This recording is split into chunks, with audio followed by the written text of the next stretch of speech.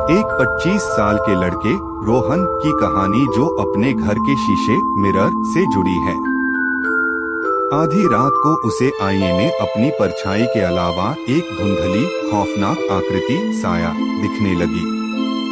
धीरे धीरे उस साये ने उसकी जिंदगी पर कब्जा करना शुरू कर दिया। क्या रोहन उस शैतानी साये से बच पाया? रात का खौफनाक साया रोहन अक्सर रात को देर तक काम करता था। एक रात जब पूरा शहर सो रहा था, तब उसकी मेज पर रखा आईना अजीब तरह से हिलने लगा। उसने देखा कि आईने में उसकी परछाई अपनी जगह से मुस्कुरा रही थी, जबकि रोहन का चेहरा शांत था।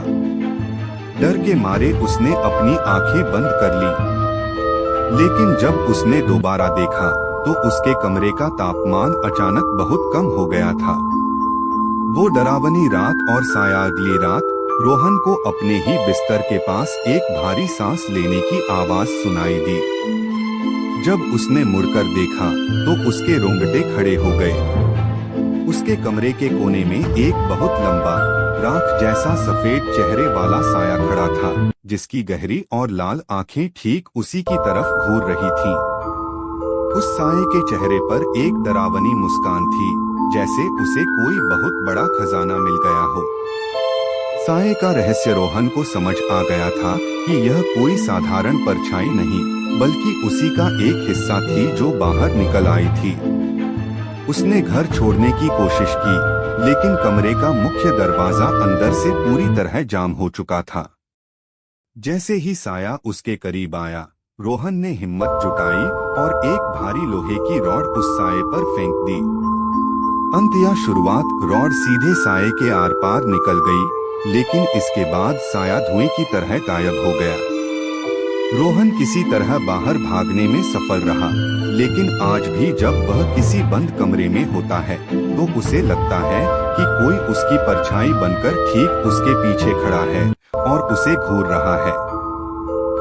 रोहन घर से भागकर अपनी जान बचा चुका था, लेकिन असली खौफ अभी शुरू होना बाकी था।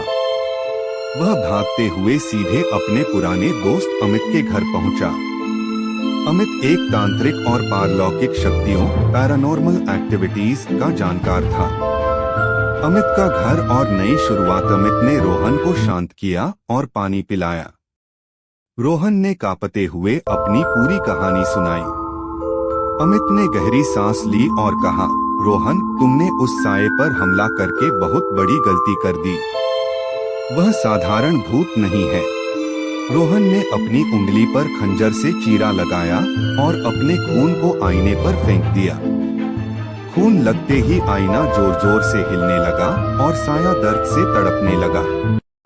घड़ी में ठीक 3:15 बजे रोहन ने पूरे दम से खंजर आईने के बीचों बीच मार दिया। भयानक अंत, एक जोरदार धमाके के साथ आईना चकनाचूर हो गया। साया एक आखिरी चीख के साथ धुएं में बदल गया और हमेशा के लिए गायब हो गया। सुबह की धूप खिड़की से अंदर आई। रोहन ने राहत की सांस ली और अमित को होश में लाया। दोनों को लगा कि सब कुछ ठीक हो गया है। लेकिन जब रोहन ने अमित की तरफ देखा तो अमित के चेहरे पर वही डरावनी मुस्कान थी जो उस साये के चेहरे पर थी।